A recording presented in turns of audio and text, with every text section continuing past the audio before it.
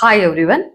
आज के इस वीडियो में हम जानेंगे कि ईस्ट इन्फेक्शन क्या होता है, इसके क्या कारण होते हैं, क्या लक्षण होते हैं और क्या उपचार होता है।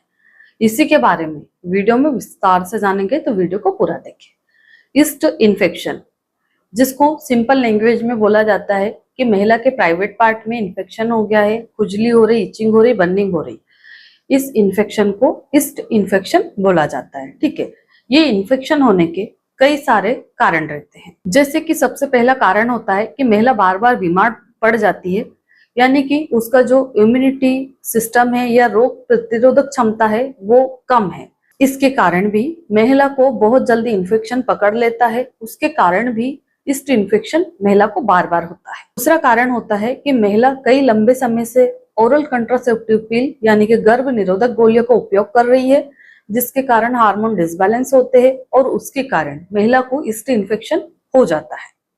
तीसरा कारण होता है कि कोई महिला प्रेग्नेंट है और प्रेगनेंसी में जो हमारा वेजाइनल एरिया है वो सेल्फ क्लीनिंग के लिए बहुत ज्यादा डिस्चार्ज यानी कि सफेद पानी का निर्माण करता है, या बार बार सेल्फ क्लीनिंग के लिए व्हाइट डिस्चार्ज की फ्रीक्वेंसी बढ़ जाती है, जिसके कारण भी कई बार आपको वेजाइनल इन्फेक्शन या ईस्ट इन्फेक्शन होने का चांसेस ज्यादा रहता है।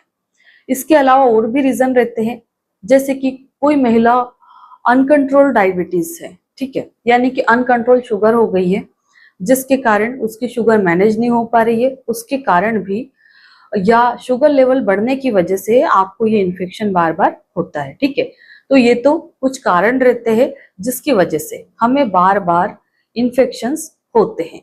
इसके अलावा एक और रीजन है कि आप बीमार पड़ते हैं तो बहुत ज्यादा एंटीबायोटिक का उपयोग करते हैं, यानी कि बैक्टीरिया है उनको किल करने वाली जो दवाइयां दी जाती है, सपोर्टिव मेडिसिन, वो आप बहुत ज्यादा ले रहे हैं तो बॉडी में रिकरेंस उत्पन्न करती है, जिसके कारण भी हमें ऐसी प्रॉब्लम बार बार देखने को मिलती है। ठीक है, तो ये तो हो गए कुछ इसके कारण कि इन कारणों की वजह से आपको हो सकते हैं। पर जैसे कोई महिला ऐसी है कि जिसने बहुत ही कम बीमार पड़ती है, ना वो प्रेग्नेंट है, ना ही वो सेक्सुअली एक्टिव है, ना ही वो डायबिटीज है, ना ही वो ओरल कंट्रासेप्टिव पिल लेती है, ना वो ज्यादा बीमार पड़ती है। ठीक है, तो भी महिला को हो सकती है। अब वो क्यों हो सकती है? जैसे कि हम कॉमन टॉयलेट यूज कर रहे हैं, महिला बहुत ज्यादा यूरिन को रोक के रखती है काम के कारण, या और भी बहुत सारे रीजन रहते हैं, महिला को बहुत ज्यादा पसीना आता है, तो इन कारणों की वजह से भी आपको ये प्रॉब्लम हो सकती है। और हमारी लाइफ में कभी ना कभी एक बार तो महिला को ये प्रॉब्लम फेस करनी पड़ती है, और कई महिलाएं तो ऐसी होती है जिनको 2-4 महीने में ये प्रॉब्लम होती ही रहती है। ठीक है, अब हम जाने कि जो ईस्ट इन्फेक्शन होता है उसके लक्षण क्या होते हैं, हम कैसे समझेंगे कि आपको ईस्ट इन्फेक्शन हो गया। तो सबसे पहले तो आपको जो वेजाइनल एरिया है उससे बहुत ज्यादा व्हाइट डिस्चार्ज सीक्रेट होगा। वो व्हाइट डिस्चार्ज बहुत ज्यादा गाढ़ा, फटे दही जैसा या फटे पनीर जैसा होता है, जो कि हमें अलग ही फील कराता है, अनकंफर्टेबल सा फील कराता है। जब भी वो पानी आता है तो बहुत ज्यादा क्वांटिटी में आता है। कई बार महिला जैसे बैठी हुई है और अचानक से वो पानी आया ईस्ट इन्फेक्शन वाला, तो महिला को ऐसा लगेगा कि मेरा पीरियड्स आ गया। जब महिला जाके चेक करती है तो वो एकदम फटे फटे दही जैसा रहता है, या फिर आपने अंदर कोई टेबलेट इंसर्ट कर ली उसकी तरह वो पानी आपको निकल। जब ये इन्फेक्शन होता है तो हमें प्राइवेट पार्ट के एरिया में बहुत ज्यादा खुजली होती है, मीठी मीठी खुजली होती है। एक बार खुजली कर ली तो बार बार हाथ वहीं पे जाएगा, आप रोक नहीं पाएंगे। भले आप कितने भी लोगों के बीच में बैठे, हाथ आपका वहीं जाएगा, आप कितनी भी रोकने की कोशिश करेंगे नहीं रुकेगा। ठीक है, इसके बाद में आपको बहुत ज्यादा जलन होगी, इचिंग करने के कारण सूजन होगी, वहां की जगह लाल पड़ जाएगी, रेशेस हो सकते हैं, दाने उठ सकते हैं, ये इसके लक्षण होते हैं। और जब हम यूरिन करते हैं तो पेन भी होता है, प्राइवेट पार्ट में पेन बना रहता है, बहुत ज्यादा गरम गरम यूरिन आती है, या बहुत ज्यादा यूरिन पास करते टाइम आपको जलन होगी। तो ये इसके कुछ लक्षण रहते हैं जिसके द्वारा हम ये पता कर सकते हैं कि आपको ईस्ट इन्फेक्शन हो गया। ठीक है, अब ईस्ट इन्फेक्शन में जो व्हाइट डिस्चार्ज का कलर है वो बिल्कुल क्रीमी भी हो सकता है, व्हाइट भी हो सकता है, ब्राउन भी हो सकता है, पिंकिश भी हो सकता है। ठीक है, तो ये हम चेकअप के बाद समझ पाते हैं। और अगर कई बार डॉक्टर को ऐसा लगता है तो इसका जो एडवांस टेस्ट होता है, जैसे यूरिन आरएम हो गया, कल्चर हो गया, ये टेस्ट करा के भी हम जान पाते हैं कि आपको कौन सा इन्फेक्शन हो रहा है, कौन से बैक्टीरिया के द्वारा इन्फेक्शन हो रहा है। ठीक है, तो ये इसके कुछ कारण और लक्षण थे। अब हम बात करें कि ईस्ट इन्फेक्शन जब आपको हो जाता है तो हम इसका उपचार कैसे कर सकते हैं या फिर इसके बचाव में हम क्या करें। तो सबसे पहले तो आपको अपने जो प्राइवेट पार्ट की साफ सफाई है या इंटीमेट एरिया की साफ सफाई का ध्यान देना है, ठीक है, या हाइजीन मेंटेन करके रखना है। अगर आपके हेयर बहुत बड़े हैं तो उनको आप रिमूव करिए, और अगर आप सिंथेटिक पैंटी पहनते हैं तो उसको आप चेंज करिए, कॉटन की पैंटी लेके आइए और पैंटी जो है हर 3 महीने में बदलिए। और अगर आपको किसी दिन व्हाइट डिस्चार्ज ज्यादा लीकेज हो रहा है, पैंटी गीली हो गई है, तो आप दिन में 2 बार भी चेंज करें या नाइट में आप पैंटी को उतार के सोए, ठीक है।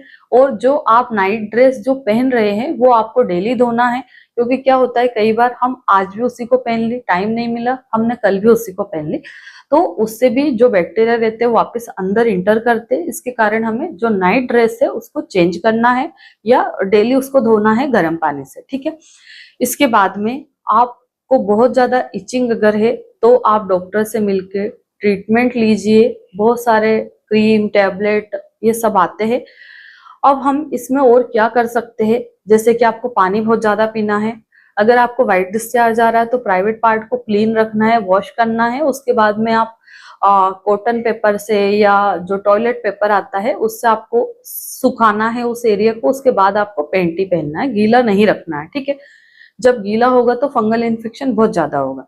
अगर आप सिंथेटिक कपड़े पहनते हैं और बहुत ज्यादा पसीना होता है तो आप कोशिश करिए कि पैर को थोड़ा सा फैला के बैठे ताकि वहां हवा इंटर कर पाए, तो आपका जो पसीना है वो सूख पाए और आपको ये इन्फेक्शन दोबारा ना फैले। इस दौरान आपको नारियल पानी पीना चाहिए, नींबू की शिकंजी आप पी सकते हैं, दही ज्यादा खाना है, 1 से 2 कटोरी आपको डेली, क्योंकि ये जो इन्फेक्शन है दही खाने से जल्दी ठीक होता है। खट्टी चीजें खाने से हमारी जो इम्यूनिटी है वो अच्छी पावरफुल होती है, यानी कि हम बीमार नहीं पड़ेंगे। अगर खट्टी चीजें खाएंगे तो हम अच्छे ताकतवर रहेंगे, सिंपल सी लैंग्वेज में, ठीक है। अब इस दौरान हमें क्या नहीं करना चाहिए, आपको मिर्ची मसाले वाला खाना नहीं खाना है, गर्म पानी नहीं पीना है, पानी जितना हो सके ठंडा पीना है, और 4 से 5 लीटर यानी कि 8 से 10 गिलास पानी आपको डेली पीना है। पानी की क्वांटिटी कम नहीं करना है, ठीक है। ये चीज आपको स्पेशली ध्यान देना है। अगर आपको बहुत ज्यादा प्रॉब्लम है तो आप नारियल का जो कोकोनट ऑयल रहता है उसको लीजिए कटोरी में, उसमें 5 से 6 लहसुन की कलियां डालिए, उसको अच्छा पका लीजिए। जो लहसुन की कलियां है बहुत अच्छी एकदम ब्राउन या काली हो जानी चाहिए। उस तेल को आपको ठंडा कर लेना है, उन कलियों को हटा देना है, और आपको जहां जहां इचिंग हो रही पूरा अच्छे से ऐसे लेना है और ऐसे उसको अप्लाई कर लेना है, ठीक है।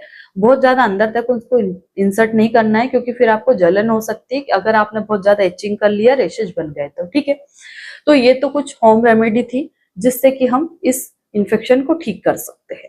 अब डॉक्टरी सलाह में डॉक्टर आपको क्या दे सकते हैं, यहाँ पे कुछ मेडिसिन आती है जो कि हम जनरल पेशेंट को दे सकते हैं, जैसे कि एंटी हिस्टामिन टेबलेट आती है, जैसे मोंटेल्यूकास्ट या लिवोसिट्रेजिन, जो कि इचिंग या जो हमें खुजली हो रही उसको कंट्रोल करती है ये, और माइनर सा जो इन्फेक्शन है उसको भी ठीक करने में मदद करती है। इसके बाद में एंटी फंगल टेबलेट आती है, जैसे फ्लूकोनाजोल हो गई 150 मिलीग्राम वाली, ठीक है। फ्लूकोनाजोल डॉक्टर आपको 5 दिन तक दे सकते हैं, मोंटेल्यूकास्ट भी आपको 5 दिन तक देते हैं जो लिवोसिट्रेजिन टेबलेट है, और क्रीम देते हैं लोबेटजियम। क्रीम को आप 2 से 3 बार अप्लाई कर सकते हैं। अगर आपको अंदर भी बहुत ज्यादा इचिंग है तो आप क्रीम अंदर भी इंसर्ट ऐसे फिंगर से इंसर्ट करके ऐसे लगा सकते हैं, ठीक है। और बाहर प्राइवेट पार्ट वाले या वेजाइनल फ्लोरा है उस पर तो आपको यूज करना ही है, ताकि आपकी प्रॉब्लम 2 से 3 दिन में पूरी तरह से ठीक हो जाएगी। पर पानी बहुत ज्यादा मात्रा में आपको पीना है। ये कोई भी मेडिसिन आप सेल्फ लेने की कोशिश ना करिए, वीडियो सिर्फ नॉलेज के लिए बनाया गया है ताकि आपको समझ में आ सके कि डॉक्टर के पास आप जाएंगे तो कौन सी दवाइयां डॉक्टर आपको दे सकते हैं। तो आशा करती हूँ इस वीडियो के माध्यम से ईस्ट इन्फेक्शन के लक्षण, कारण और उपाय के बारे में मैं आपको अच्छे से समझा पाई हूँ। अगर आप मेरे चैनल पर पहली बार आए तो चैनल को सब्सक्राइब करें, वीडियो को लाइक करें और ज्यादा से ज्यादा लोगों में शेयर करें। धन्यवाद।